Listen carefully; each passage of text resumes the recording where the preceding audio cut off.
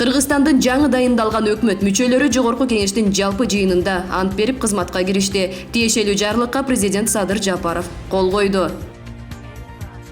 Улуттук коопсуздук комитети Жогорку соттун төрайымы Гүлбара Калиева менен Бишкектен Свердлов райондук сотунун мурдагы төрагасына карата сотко чейинки өндүрүш иши башталганын билдирди. Бул Калиевага карата экинчи кылмыш иши боюнча шек саноо. УКМКнын төрагасы Камчыбек Ташиев 24 декабрда Жогорку сотко коррупциялык схема аныкталганын, эгер тартип комиссиясы макулдугун берсе, төрайым Гүлбара Калиева камакка алынарын айткан. Калиева өзү азаттыкка Ташиевдин айткандарына далил табылбай жатканын маалымдаган. Ал 2018 жылдын сентябрынан бери Жогорку сотту башкарып келатат.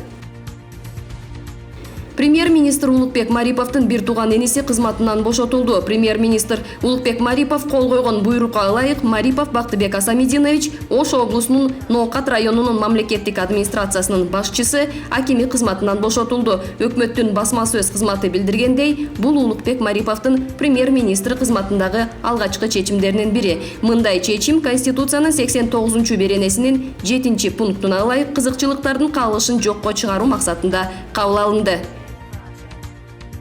4 февраль бүткүл дүйнөлүк ракка каршы күрөшүү күнү. Дүйнөлүк саламаттык сактоо уюмунун эксперттеринин айтымында 2020 жылы 19 миллион 300 миң адам рак илдетине чалдыгып, андан 10 миллион киши каза болгон. Уюмдун маалыматына ылайык, дүйнө жүзүндө ар бир 5-чи адам рак илдетине чалдыгат. Жыл сайын 400 миң баладан онкология илдети аныкталат. Ар бир 8-чи эркек жана ар бир 11-чи аял ушул оорудан көз жумат. Онкология илдетинен каза болгондордун 70%-ын жакыр өлкөлөрдүн жашоочулары түзөт. 2020 жылдын соңундагы маалымат боюнча Кыргызстанда 27 миң адам залалдуу шишик менен каттоодо турат. Адистердин айтымында, ар бир киши өз учурунда врачтарга көрүнүп, ооруну көзөмөлгө алышуу тийиштүү. Чоңдор арасында дарттын өрчүшүнүн негизги факторлору туура эмес тамактануу, тамеки тартуу, күнгө күйүү аталып келет. Балдардын рак оорулары бул баягы чоң кишилердин ооруларынан, рак ооруларынан өзгөчөлүгү бар да. Чоң кишилердики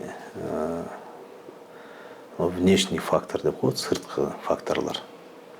Бул излучение, да, эми солнечное излучение, же бир вредный производстводо иштеген кишилер, жеген тамагынан, өзүнүн алып жүргөн жүрүм турумунан, тамеки чеккен же баягы алкоголь ичкен байланышы болсо, балдардын рагы андай эмес. Балдардын рагы ушул внешний факторлордон байланышы жок. Көбүнчө бул врожденный оорулар болот. Бул кандайдыр бир себептерден